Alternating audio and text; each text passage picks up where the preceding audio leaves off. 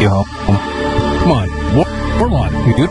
Warlock Spectre, that's old school. What do you do? Well, you have to decide. One of you has to convince the other. Okay, the game won't start. Warlock Spectre. Prepare for Come on. I just trust him because he's older. He's more experienced than me. Challenge number 2. Going to the I think EHOME. the tilt debuff is gonna wear out. I think EHOME is gonna show up, and I think the debuff, we had a call on CDEC. You in on this? Okay, hear me out. Catch him at 3? Lack of growth. We called that like we said that I was calling for CDEC. They have not learned from their mistakes they did against Team Secrets Game 3, which means that they're not going to be able to stop winning? Just team tell me who the fuck is winning. EHOME is going to win this because they're going to team fight, and CDC is going to be baited into team fight with Thank them. you. Alright, I'm going to go for CDEC because I know what the fuck is up. So let's go to the game and see who's going to go into the lower bracket. A huge match for both these teams, EHOME versus CDEC.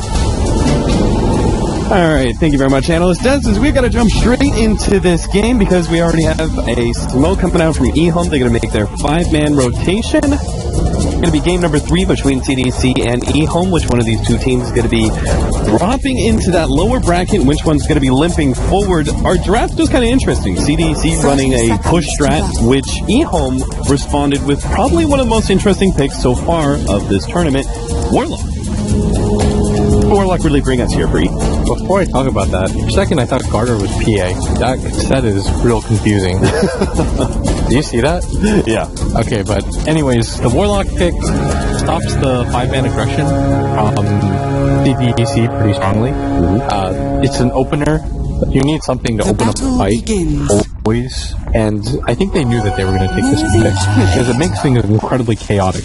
And that's something that we haven't really talked about, or casters don't talk about enough, I think, is how much chaos you can start in a team fight. Because once that rock drops, communication is weird.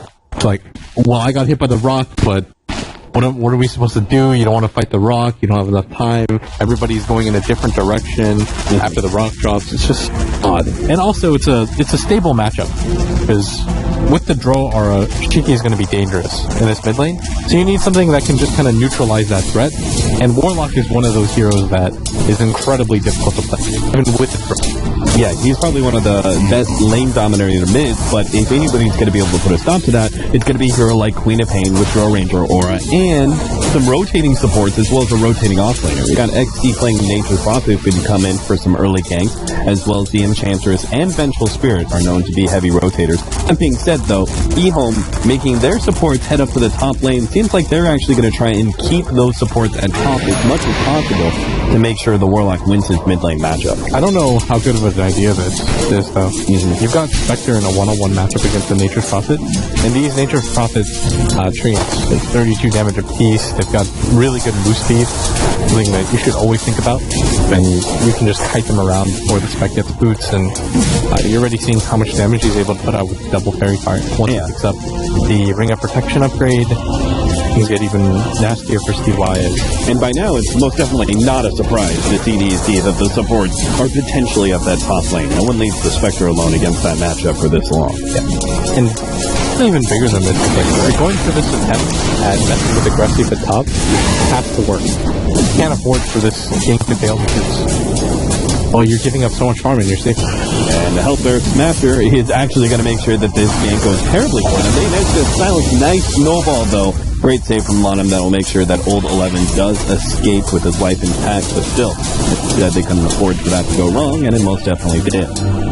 They did alleviate the pressure mid, but more importantly than that could have gone so badly. The Nature's Prophet picks up the early level 2 and the ATP's up there, then all of a sudden you're staring down a 3v4 fight in which everybody has the Draw Ranger aura. Yeah, it's pretty much kind of agreed that like aggro time lanes against Nature's Prophet are just generally a bad idea because of the early impact he's going to be able to have. You can't really ever match the numbers that team is going to be able to pull. Scary thing for CDEC though is that they're putting lineups that they have up against a speaker. There's something I wanted to bring up anyway. Spectre's a really strong hero anyways. Then you put him against the Drow Ranger, you're able to neutralize her aura, because you're just on top of her, and it is one of the most annoying. What's a Drow gonna do against a Manta that will run the Spec?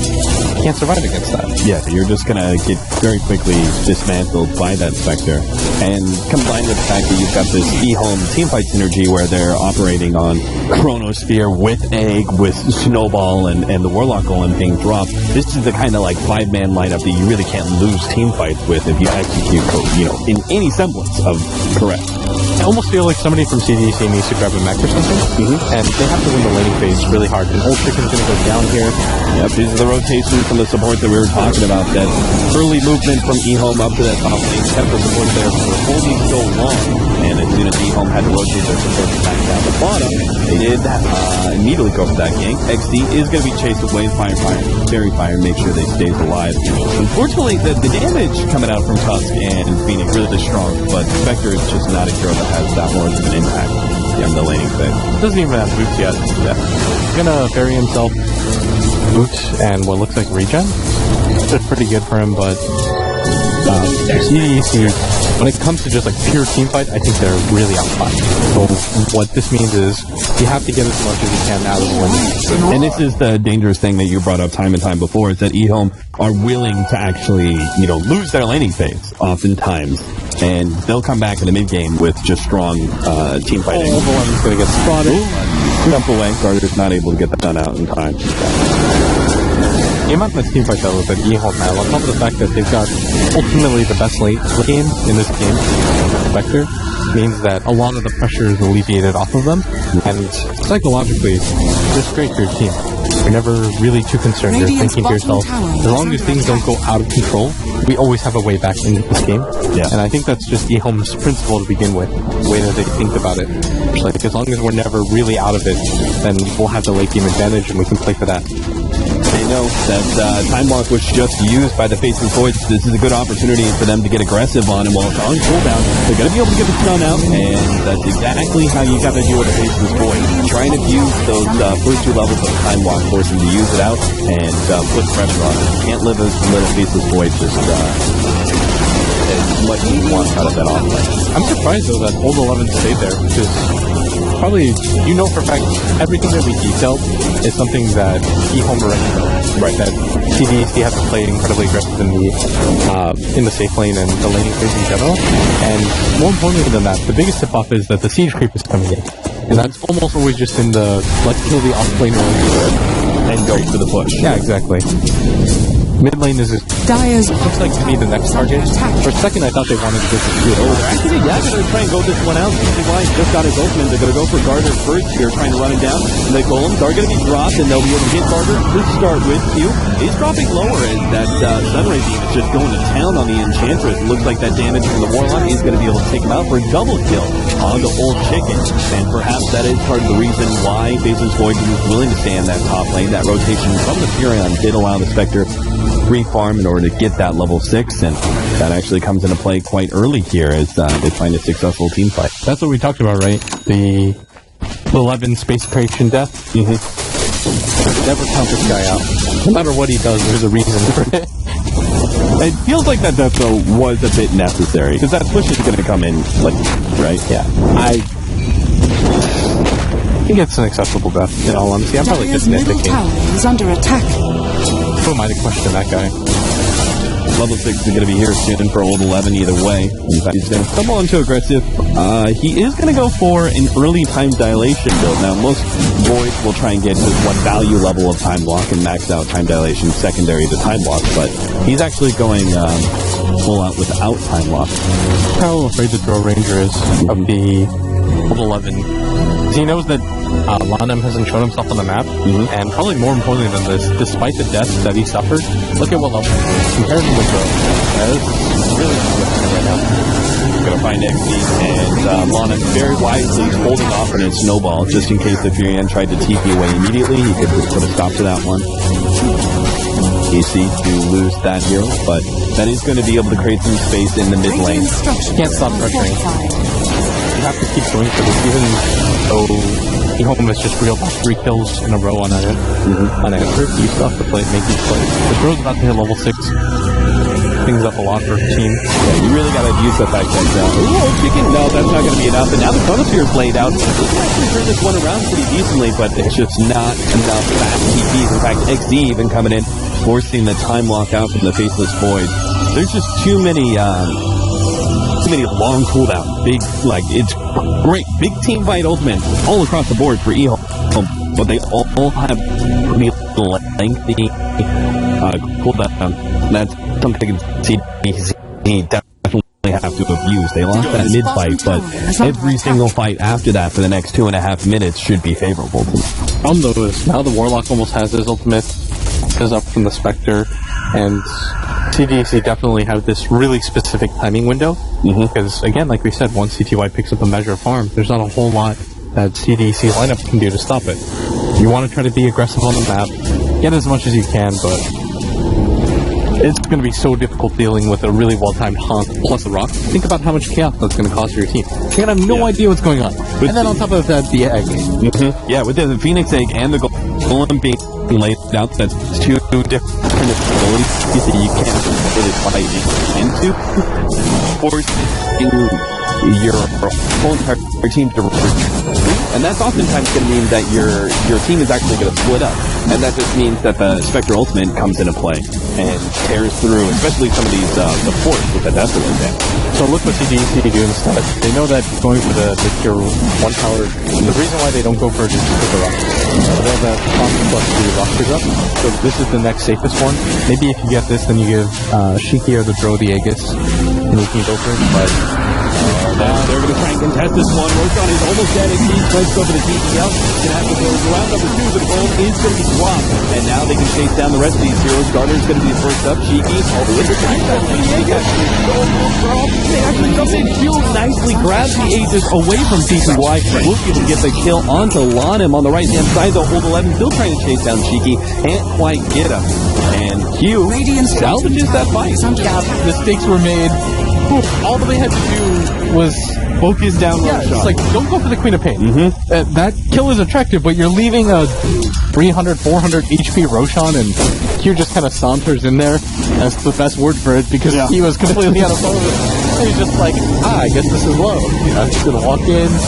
And that makes the trade-off really favorable for CDEC. If you think about the fact that 2 of those big-time ultimates were used for EHOME, and it wasn't necessarily a great winning fight. That could have been game-breaking right there. If they win that fight, which they were going to no matter what, and they take the Aegis plus the last hit, that was so much of CDC's timing window out the door. Right. But now, it's okay again, because that's how your champ just like, everybody walked in and said, I'm just laughing because it's so ridiculous, the situation. It's like, everybody ran away from Roshman, but her and the Warlock. Radiant's bottom And that's part of the idea, right, behind going for that early Roshan, is that Aegis may actually allow you to win what is kind of supposed to be unwinnable team fights when EHOME have all their ultimate pop cooldowns, but CDEC, they just took a tower because of that. And they might just go for another one because they know that this Enchantress is not a worthless support. There are some heroes that, if they grabbed it, EHOME would not up their game. congrats on your crystal ball. You did it, man. No, but an Enchantress actually deals a lot of hard to kill to begin with. So Q can now run in front, take up all the spells, zone out, face the void so he can't get a good chrono opportunity, but it might not matter.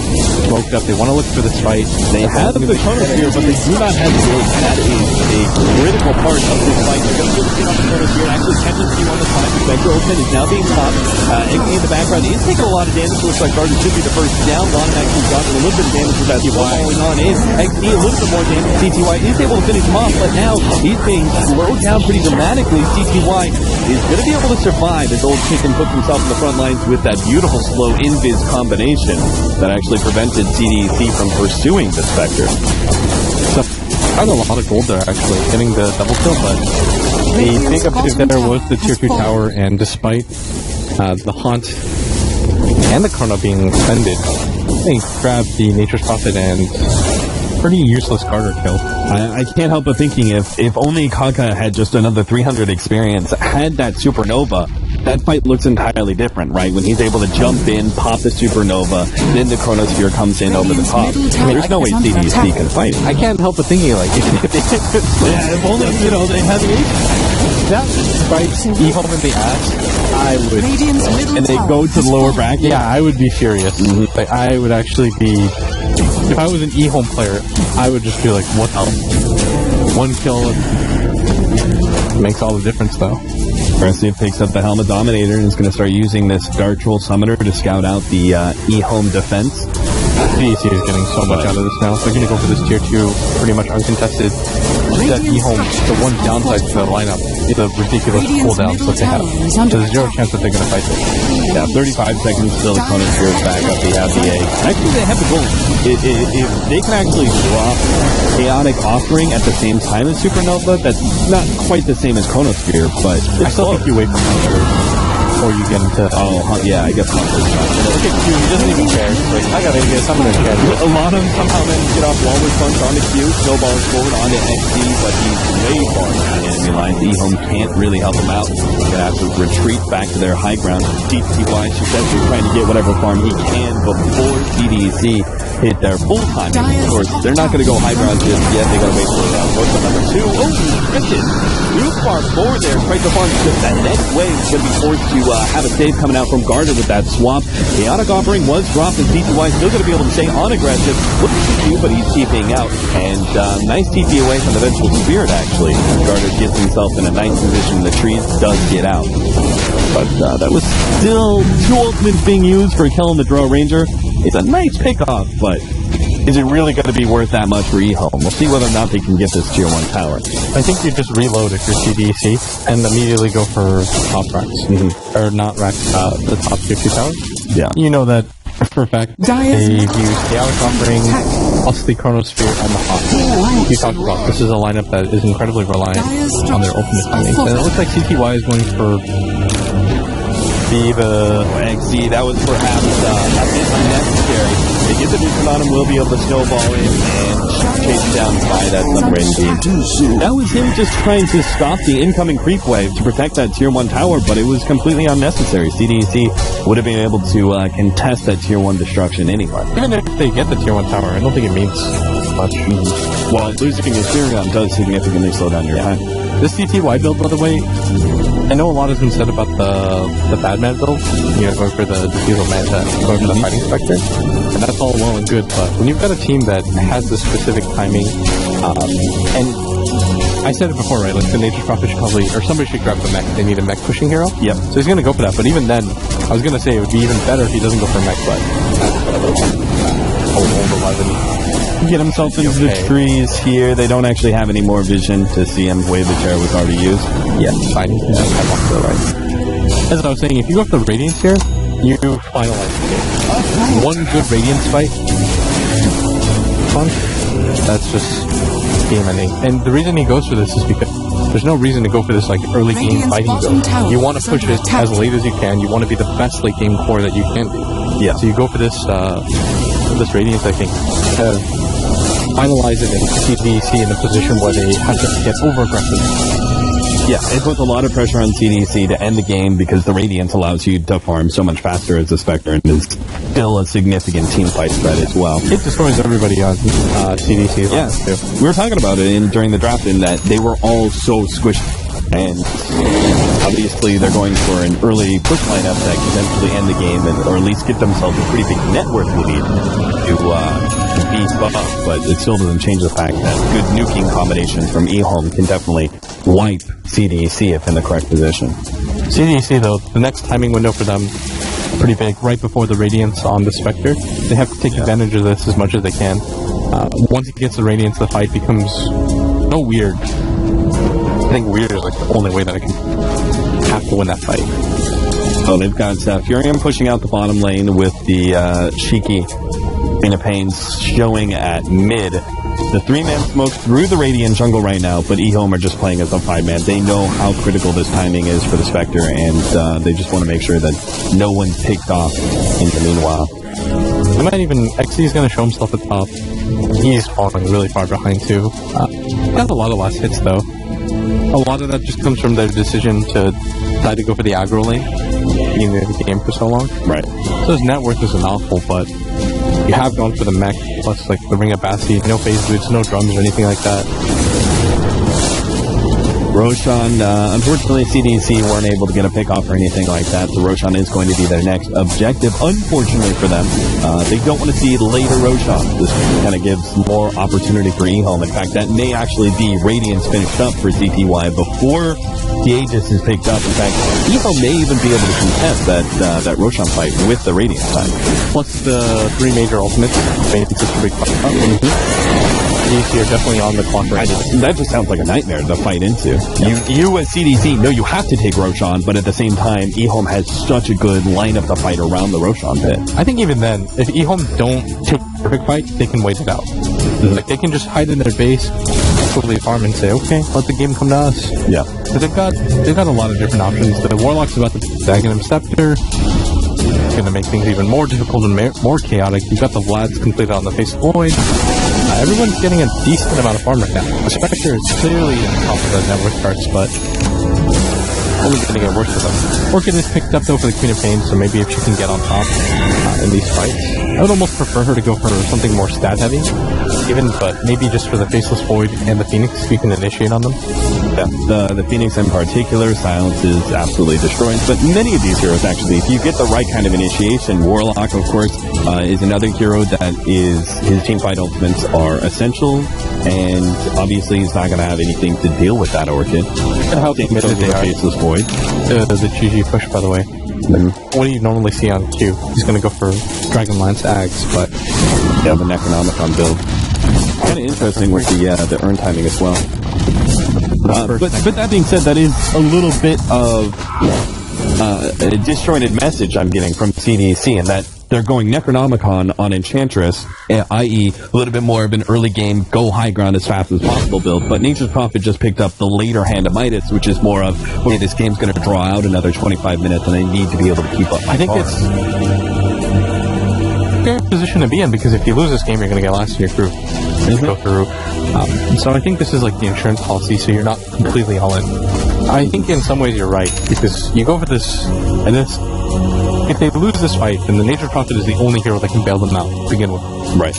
By going for the split push and hoping that EHOME messes up. So I think it's okay for him to go for it. The rest of his team is still going kind of this, we have to end the game at a certain time kind of play. And they do. But is there an item that actually Furion does get that is like hugely impactful at 25 minutes? But, I mean, besides like another Necronomicon, but did that.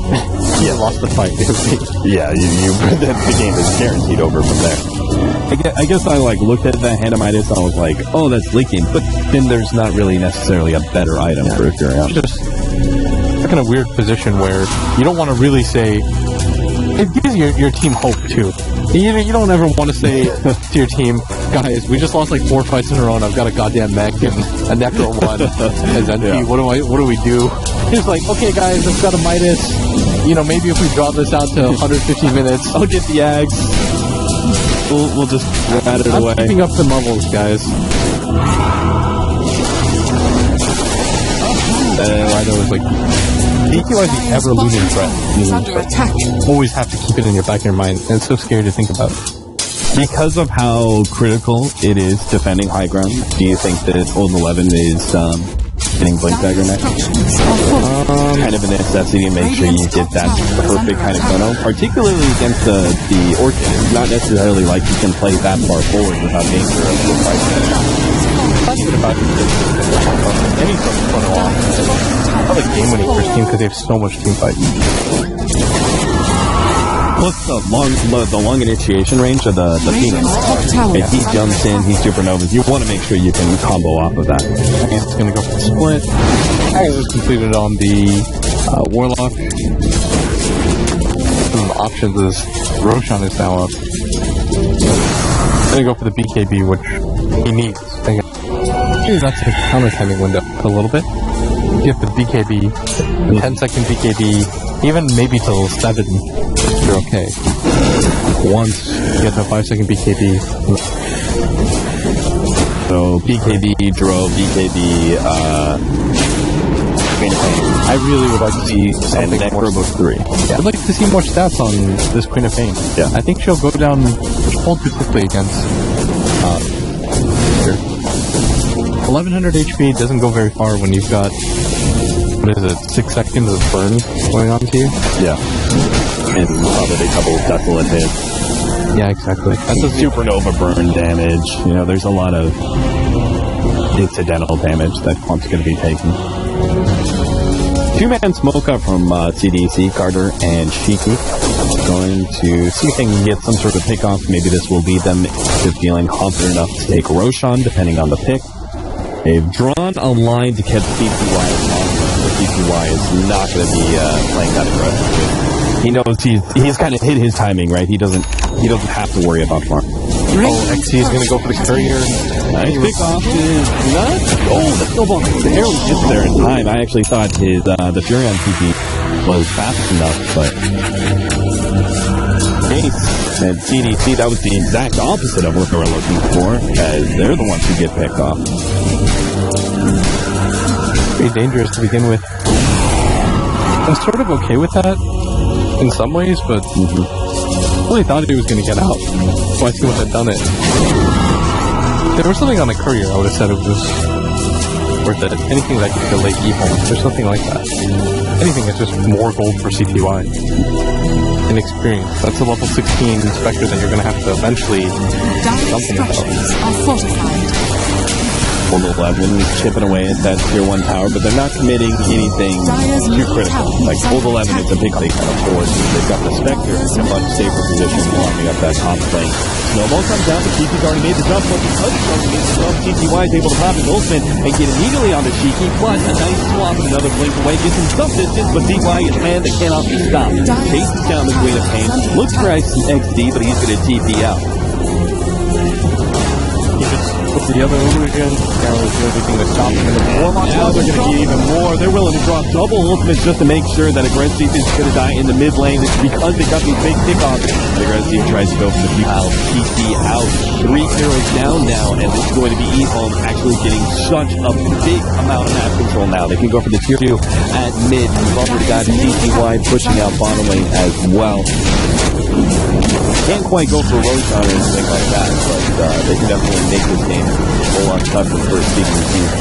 It's going to be the match completed now on 2-2, and we just got a lot of the balloons completed inside of EHOME. 2,700 gold on Old Chicken. Taka's finally got Middle tower has fallen. worth. This is now CDEC, I think, like, fully committing to late game. You've missed your timing entirely, right? You had to be able to take Roshan number 2, and that seems almost impossible now. I don't know, this Orchid decision from Shiki is still kind of weird. He knew the type of game that he was in. What did you think should have been the item? I don't know, like Ags and BKB. go straight through KB. Kind of game moving. You needed the BKB eventually to deal with the spec, because you saw how much damage spec did. Right. CDC, they're really frustrated with this guy. EHOME, they always have some sort of set up. Yeah, they've got Supernova that they can actually put up on the cliff if they really want to counter this one. But it could be kind of game losing. We'll see. Taka just does a flyby, and I think they're just going to harass CDEC. I think they want to fight CTY almost as the... Oh, but Old 11 was so much right into that Orchid. He's easily going to go down, and there's a fight. There's no way now that she's... Yeah. Before the... Yeah. The hunt just coming up. Immortality. Finally picks up that Aegis. They'll have the BKB coming in for him now. CDEC do get Roshan number 2, but it's at 26.5 minutes. All of the basic items needed to defend high ground are definitely there for EHOME. Manta, Radiance, and even the mid booster now on the Spectre. Everything is just luxury on this guy.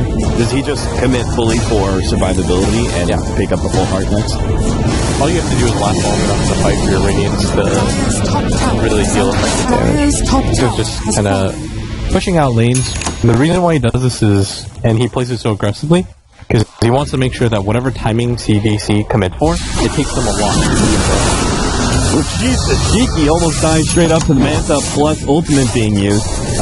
Garter, like everyone will be able to survive except for bottom lane where you have a guy that yourself They do have the Sunbeam coming out. That's going to be enough heals to keep CTY alive and killing the Queen of Pain.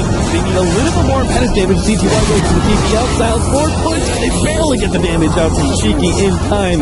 Enchantress is the one to pick up that critical gold. 810 for that wicked 6 streak. That means Enchantress can roll right along from that Necrobook into that damage build that we were talking about earlier with the Dragonlance and Aghanims. You click his hero portrait. Actually died in the fountain. Oh, rough. You know, right? Yeah. Because it brings you to where you died to. Am I going insane here? But Bottom's got the pick up. Just know this too. Again, this room, there's no way XD can TP away fast enough. he just has to keep the snowball. Yeah. Just hold on to the snowball. In fact, XD no longer has mana, so he doesn't even have to worry about that. Everyone getting on top of him. That's the beautiful takeoff because CDC were finally in a position they could actually take another objective, but they're Furion down and back up in 20 seconds. That seems unlikely. Because really weird. Like, XD in the other games is like the architect of their success, and in this one it just feels like he's making way too risky moves. He's playing really fast Radiant's with middle make tower profit. is under attack. The spec doesn't even have top. Maybe they can go for something here, or at least pressure and force something. Play around that, but by doing so, he just kind of dies for nothing. Yeah, it was like CDC were in panic mode at a point in time, and you could kind of understand that aggressive movement until the Spectre died. Once the Spectre died, you actually gave yourself so much extra time in this game. 14-8 right now, 29 minutes in. Pretty favorable to EHOME and just in that, but if you look a little bit deeper into some of the items that CTY has picked up, he's actually got himself now, is that a casual plate now? Buff up, because it's a lot of physical damage coming out from CDEC. You can even go justify an AC, but it doesn't really matter. The only reason he died was a collapse on like 3 heroes he's completely alone. Yeah. And on top of that, OXC just whips. Yeah, he is definitely dead. They can still use the Chrono Spear if they want to. Actually, the Orchid comes in at the right time. Next team will be able to TP out his team. And we got the time lock. And it is going to die. The Supernova was proc just in case the fight was going to continue. That being said, that's a pretty significant ultimate. CDEC, unfortunately, not going to be able to take advantage of it. They're just not in the greatest position. He had to defend mid. Furion's down for 40 seconds. Dua just continues to play the farm game. Allow your team to do whatever you want. You can haunt in, worst comes to worst. And at best, you're taking a 4v5 fight if you're CDC at top. You have to kind of understand that CTY should have the hunt up. Yeah. I like this choice by Garter. Both his early gem being picked up, which seems like a necessity for CDC at this point in time. They can't play around with smokes anymore. Those are going on cooldown for quite some time. So gem's sort of like the is under attack. pseudo smoke play. Old 11 just completed the Aghanim Scepter then. Yeah. I also like his the Hooded Defiance. You gotta find some way to make this turn a little bit tankier. On him, jump in with old 11, straight on the Q. Shiki was already blinked himself in, managed to get working on the old 11. They swap back in the Sonic Wave. They actually get it taken off just in time to blink back when Shiki gets away from those damn golems. Garter is going to be dying though. This does not have the Supernova, but the fight is going on deep line. CTY way in there, so right click down by 3 of the big heroes. Oh, the Necronomicon explodes. Exile for Spectre. Old Chicken will be able to TP out, but that was a nasty fight for EHOME. That was perfect for CDC. They put the backline, the plus aggressive plus Queen of Pain were completely isolating the Spectre out by himself, and if he wasn't in a position where he could get on top of them, that's the ideal fight for them to take. I'm surprised that he was willing to go in that deep, and the opening initiation too was just a little bit too hasty. On to an Enchantress who way too tanky for them. That's again the old 11 being caught out by the Orchid. That's like the third time this game where he's not giving it out with respect to Shiki's ability to disable and stop his initiation. Almost like he should have gone for a refusal over the Axe. Yeah. He's not able to get the ultimate off, and the Queen of Pain, her only job is, I'm gonna silence old 11 when he goes in, and we'll just immediately kill him. We'll commit for this. Chrono is too big of an ability to let him get casually off. Right. Plus they forced the wasted Aghanim on it too. That was like a perfect storm of situation. They didn't let him get the Chrono. No ideal eggs. Only spell that really landed for them that worked out was the Warlock bit. Even the Haunt wasn't big. And now they're going to have another full duration BKB XZ as has enough gold to be able to buy it out. We'll see if he actually does, though. Might want to hold on to buyback for now. Just YOLO for it. He was. It's like one of those items you can YOLO for it, right? Because BKB allows you to be able to survive, presumably. First time. So. That's too bad. Ult 11. That was not the Chronosphere, and he realizes his foolishness as he hits the Rain of Pain a couple more times. It is indeed just an error. Ult 11's got to get out of here, actually. CDEC. They know because the Chronosphere is down, they can definitely force this fight. They do have the Supernova ready to go, but CDEC pop their BKBs, and they're just going to turn and fight that egg. We'll be able to take it out as the Golems drop us just a bit too late. D2Y's in front of everything, but once again, we're seeing a scenario where CDEC are able to just put 4 heroes up against D2Y and start right-clicking him down. The pot Manta, everybody's so low. D2Y, that's really trying to finish off anybody. Only gets their drone ranger in the back line, though. Ult 11 is being chased away by XZ. No teleport just yet, and that's going to be the Warlock keeping out as well, but what is that, the third time in a row that they've killed the Spectre in a team fight? Man, that Warlock game was not micro either. It's almost like he just drops them and then forgets about it. Like, set it and forget it. He had gotten that off properly, they probably killed like multiple heroes there, but it was on top of a few. Yeah, Warlock will talk about the Spectre. Maybe they were able to turn out that fight. EHOME have just wasted so many opportunities. Like, this Faceless Void not being able to get the chrono off on anybody. Did he refresh that? He didn't double hold, right? And like, his refresh was on cooldown, but Yeah. so that was probably one of those like panic, like, I've got to save the egg, refresh and throw down. That actually puts EHOME in a really bad position. EHOME is just not playing as a team today.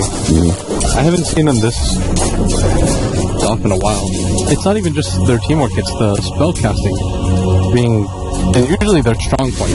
Okay, well, we'll get behind in the laning phase, whatever, bend don't break, the motto. Part of that comes along with using your spells impeccably. They were able to do it in the first game, but it feels like they're just being pressured too much, and Void hasn't been able to get chrono off, the eggs haven't been ideal. Old Chicken has to really micro these static offerings, and too much is being put on the CTY shoulders right now. He's got to deal with multiple BKB heroes. Yeah. They've got this timing where they're still incredibly strong. Like I said, it was like, you got 6 or 7 second BKBs. They've got a full 9 second one on the Nature Prophet. Ooh, that was not the smoke. CTY definitely wants to farm this one out. The other 4 should be moving out as a smoke crew and see if they can get the right kind of initiation. So We have yet to see a Chronosphere egg combination. I haven't seen a Chronosphere in the last like 12 minutes or something. We haven't seen a Chronosphere anything combination. They're looking for this in the hopes they finally just get any sort of initiation on. That is a full completed heart though on the Spectre. That being said, that's a buyout. So if CDC can actually win this fight, they may actually be able to go for an objective. I really think it's any sort of chrono that you can take to the point, because we haven't seen what the fights look like. That's important in itself. That's pretty telling. If you hit like a full 5-man chrono and you still lose the fight, then at that point you're really worried. But you can kind of judge how the game's going by how ideal are the spell usage. Right now CDC is just outplaying them as EHOME is panicking a little bit. And he can afford with that Aghanims upgrade to just go for like the 1-man chrono. Kind of see what happens from there. I think at this point his team would be pleased with a 1-man chrono. Just like get anything off that you can. Please, let's just take one good fight. And that's the thing, is that they haven't, not once this game have they been able to execute everything. There's that 1-man chrono, but that's going to be the hero. They swap him out, and now Ult 11's going to be silenced up. They do have the Chivas. The egg goes down, but the BKB is up. Now the golems are dropped. The egg is still going to go down, though. There's just not enough golems to round to stop CDEC, and they can now turn and potentially fight CTY as he tries to press forward. But looks like they're just going to have to content themselves with the tier 2 tower. CDEC fine with them. They're already pushing out that top lane. In fact, EHOME has to go back and defend that. The tier 2 will survive, and it's probably going to be the Warlock Golems. They're going to sacrifice the CDEC. If anything, I thought maybe you just drop both of them and allow CTY to continue to press forward. That's finally. Is that even especially a one if that extra stun potentially allows the egg to fight looks entirely different. So. I don't think it's a chrono off, but it's some target that you want to leave. You know, like Hughes is always putting himself forward. All of these engagements. Right. CDEC are super low. They really cannot fight Roshan right now. He was going to be kind of caught out. Walrus Punch finally going off. GTY slowly but surely right clicking away at him. They do have to drop back in, and Shiki is actually going in deep here. Pops BKB has to blink up the second. The golden stop him for only a second, though. He will be able to blink himself away till the dagger. It's not going to be enough to bring him down, but will slow him down. The Spectre might be able to run him down with the Radiance. Needs something to be able to save him. Garter has the swap, has a little bit extra more, gives up his life. Gave Shiki slide. Radiant's top tower is That was such a big swap. He was 11, still looking for more though. Almost 100% going to die there, yeah. structures are fortified. Blink was still on cooldown for 2 seconds. You had 140 HP. Would have been at the death, but Is under you got to commit the golems, and you don't have the reflector. At the same time, this is most likely going to mean the Roshan for EHOME. At the same time, look at XC. Finally, to see what Nature's Prophet is all about. They're going to get this Aegis in 2. Mixed up. As the Roshan dies, Lanham's going to make his initiation here. BKB is popped, and actually defensive snowball being used by Lanham. Still going to try and get that Walrus Punch, but unfortunately can't get there in time. And back at the base, Kaka. Okay, he managed to get out of the Roshan pit. Spectral offensive being up there. 11 Chronosphere onto 2. The group set up. The sound gets laid out. Aggressive runs into the Chronosphere. That's no good. The Dungeon's going to town. CTY is plunging forward into all these heroes. Is going to identify XP as the squishiest damage dealer, but the Necrodon punches causing issues until CTY pops that G class now kills. He's going to be targeted for a swap out that's going to be able to get him to distance, and will actually successfully kill 11. Nice and headed shot to finish things off, but he only has 60 HP. CTY can run him down after he gets aggressive without the top. DP's away successfully, and Garter, well, looks like he's going to be able to get out as well. Great thing in case off. Yeah. That was like, no way EHOME was going to win that fight. TY was getting dangerously low with CDEC. We were like, we got this fight finally. You get his hand off. So, that's melee Rex, man. Almost a range Rex down. I told you, man. My boy XD, like Midas. We're not winning this game, guys. The rest of his team's like, no, guys, we got this. He's like, no. I'm gonna just copy our insurance policy. Completed out the Mjolnir, but where does he go from here? More of a damage build? Go for like the Scythe of Vice? Or do you think that the Aghanims is more of an arbiter of late game? I think everybody just goes for late game items at this point. He can probably pick up. I don't think the Ags is worth it. I think if you go for the Ags, and you have to be fully committed to that build. You go for like the Octarine Core, and all that, Silver Edge. Maybe even Hex would be really good right now, especially because old 11 is committed for the Ghost Scepter instead of going for just garbage refusal. It's so good. CDY's got to get BKB. I mean, so. if they get a Scythe of Vice on Nature. No, because you play around the hunt. Okay. I mean, it would allow him to just go right through that enchant. Yeah, but you get wrecked by the right click in the impetus stuff. I don't think there's enough of a reason to. Has been denied. Well, he wouldn't if he killed. Like still has taunt, but EHOME. The game is so close. P is 4-0 at like 41 minutes. Gold is in a similar situation. CDEC barely leads. Despite all of this, they're in an okay position because even though CTY is huge, they have the means to deal with it. They've got the damage. Shadowblade or is there any reason? Oh yeah, he can get the Silver Edge again. Yeah. It's gonna take him forever to get that. Yeah, that one right click. Game winning.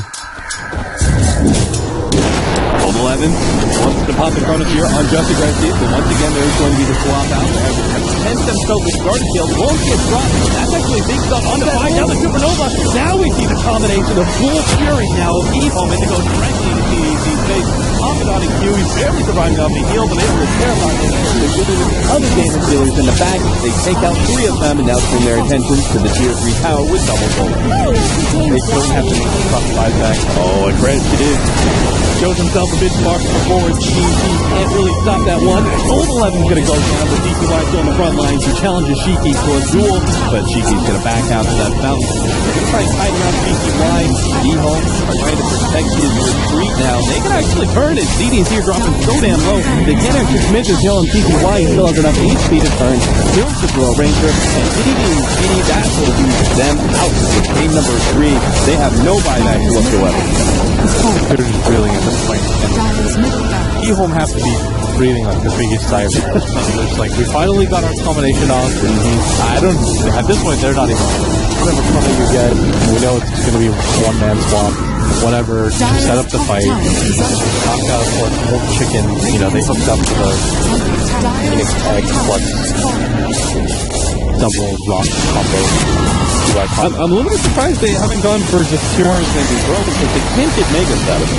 Still up the Cures and Power up in the bottom lane. So CDC may actually have a second chance here. Yeah, they're not losing out. They can get thrown. This would have been the ideal opportunity to go for throne.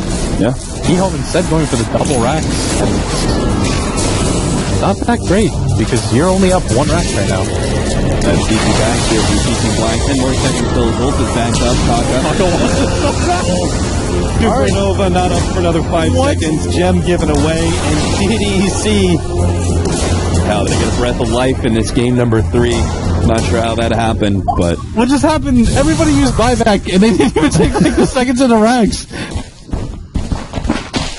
And quad golems out and everything. Alright. And that is cool.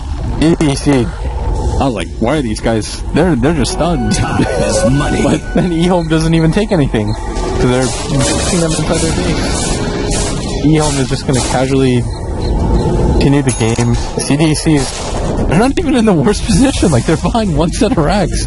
Yeah, the net worth is crazy, but there's still a glimmer of any faint hope. Yeah, a little sparkle. It's hard to see how CDC would be able to win a fight if actually by EHOME like it last time. I think the game is still EHOME should win, but it's like they had the guaranteed win, and then they're just like, we'll give you guys one more chance, just tiniest chance. Maybe you couldn't have thrown it in time. How long do they have? Like 90 seconds? They feel like they did, but. I mean, they couldn't even. They should have at least taken the racks. They should have at least taken the racks for sure. 81 way too aggressive there. Rosa was pretty ambitious. Kind of disagree with you on the throne end. I was like, maybe. The racks, yeah. XD has got 3,500 gold right now. He's desperately trying to still push out this bottom lane. He'll force the Spectre back, but that doesn't mean much. Got that ultimate ready to go. EHOME are going to try and rectify mistakes of past. If they can take that melee racks once again. Got the creep wave in. Dyer's top EDC. barracks Oh, are Q under doesn't have his attack. TP. He's gambling on. Prancing on through that jungle, trying to make it back Dyer's home. top barracks. With the intimidation between the things. Dyer's top Ranger slowly barracks but are surely under attack. takes down EHOME, are more than willing to let CDC try and make it happen. Oh, the 3-man Chronos here. That's going to be leading into some sort of follow-up here. Kako holding out there. Gets the Shivas down. Now the Golden starts dropping. Supernova over the top. There's just way too many disables for CDC to be able to deal with. People finally mops up the back line. Still able to run all the way to the fountain. Chase down both aggressive and the Lashiki. CDC have a chance to be able to respond to that. It's finally the Golems will start focusing on those tier 4 towers. Dyer's And middle Q tower will is actually under wait attack. out his time, see if he can find an opening. Okay, I lied. They should have just skipped the mid-rack even and got the throne the first time around. That's not my bad. They take it so quickly. Fuck Golem.